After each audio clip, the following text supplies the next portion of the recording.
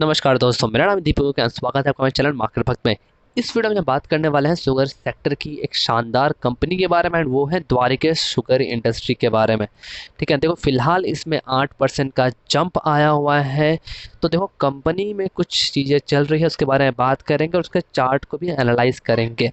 ठीक है, देखो कंपनी बेसिकली द्वारिका शुगर के बारे में क्या आपको सबको ऑलमोस्ट नहीं पता, तो मैं बता देता हूँ। कंपनी जो है इंडिया बेस्ड कंपनी है। बेसिकली शुगर में मैन्युफैक्चर करती है और को जनरेशन करती है पावर की भी। और आपको पता है अभी जो अल्कोहल चल रही है, इंडस्ट्रियल अल्कोहल बनाती है कंपनी, पावर सेक्टर में भी है और शुगर भी बनाती है। ठीक है, और अभी जो ट्रेंड में चल रही है इथेनॉल, कंपनी इथेनॉल भी बनाती है। बट बेसिकली जितनी भी शुगर कंपनी है सारी की सारी बनाती है। ठीक है, द कंपनी और एक यहाँ पे जो कंपनी ऑपरेट करती है अंडर द ब्रांड नेम यहाँ पे है बुंद की। ठीक है, मैंने फर्स्ट टाइम सुना बुंद की। अगर आपको पता है तो कमेंट कर दो कि आपने इसका नाम सुना है, कहाँ पे सुना है। मैंने फर्स्ट टाइम सुना पर्सनली। ठीक है, the company is operating three segment, sugar coordination and the distillery. Basically ethanol sector में भी आती है। आज की बात करें तो आज देखो तो मैं लगभग 7% की तेजी आई है। 5 दिन में लगभग ये स्टॉक डाउन था कंटिन्यूसली। एक महीने में स्टॉक 10% दिया है, बस 6 महीने में स्टॉक ने ऑलमोस्ट 1.5%, 150% तक के रिटर्न दिया है। ठीक है, तो इसके पीछे देखो न्यूज़ क्या है। न्यूज़ ये है यहाँ पे देखो कि Dwarika sugar industry set up to 175 KLPD distillery at Dwarika Dham unit in Bareilly. Stock rose 4.5%, हालांकि 4.5% तो नहीं, 7% तक भागा है। देखो बेसिकली कंपनी अपने प्रोडक्शन हाउस में इन्वेस्टमेंट कर रही है लगभग यहाँ पे 232 करोड़ का, जो अपनी कैपेसिटी जो है वो अपनी कैपेसिटी को बढ़ाने के लिए। ठीक है, और ये जो है ये 15 से 16 मंथ में हो जाएगा। तो बेसिकली कंपनी जो अपनी कैपेसिटी है उसको बढ़ा रही है और यहाँ पे 175 KLPD डिस्टिलरी होगी द्वारिका धाम में। तो कंपनी का जैसे के लिए अपनी सेटअप बढ़ा रही है प्रोडक्शन हाउस बढ़ाने के लिए, उस तरह से कंपनी का जो रेवेन्यू आएगा, आपको जो भी प्रॉफिट आएगी वो आपको यहाँ से बढ़ती हुई दिखाई देगी। और यहाँ पे इन्होंने कहा है कि गवर्नमेंट का जिस तरह से फोकस है यहाँ पे इथेनॉल मैन्युफैक्चर में इंडिया के लिए, उस तरह से इन्होंने ये डिसीजन लेके ये काम को स्टार्ट किया है।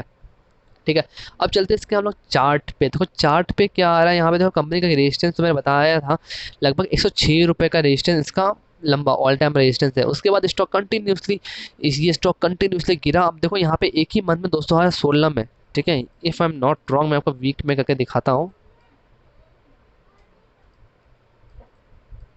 मैं वो दिखाता हूँ वीक में करके आपको। ये मुझे नहीं पता, लग नहीं रहा ये स्टॉक एक बार में 106 रुपये का स्टॉक 10 रुपये का लो बनाता है। अब आप कमेंट में बताओ कि यार ये स्टॉक जो है ये इसका डिविडेंड मिला था या फिर कुछ क्रैश वगैरह कुछ आया था शुगर सेक्टर में, राइट। तो देखो इतना हाई माने के बाद फिर नीचे आके स्टॉक का एक रेजिस्टेंस था 80 रुपये के आसपास।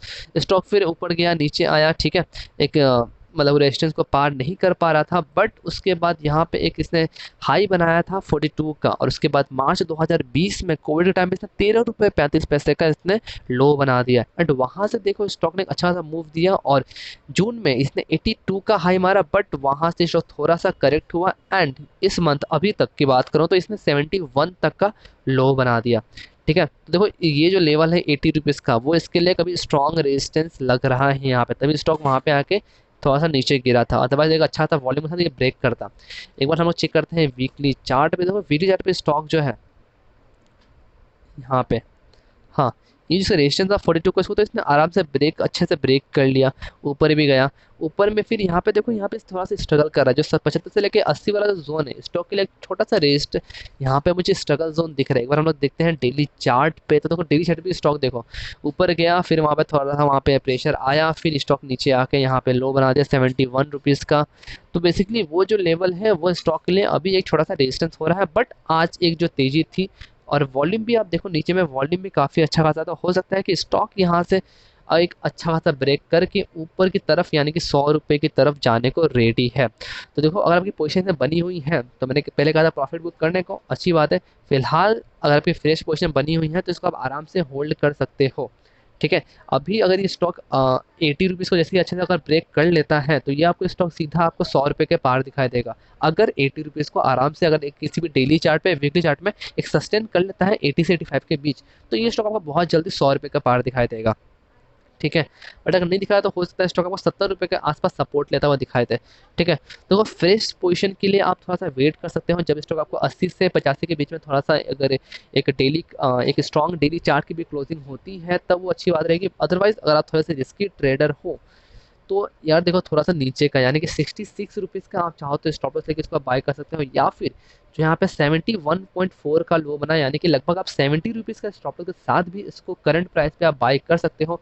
थोड़ा सा ये रिस्की ट्रेड रहेगा, बेस्ट रहेगा कि आप 80 से 85 के बीच में, 80 टू 85 के बीच में जब कोई एक डेली कैंडल अच्छे सस्टेन कर जाए वहाँ बाय करना एक सेफ जोन रहेगा।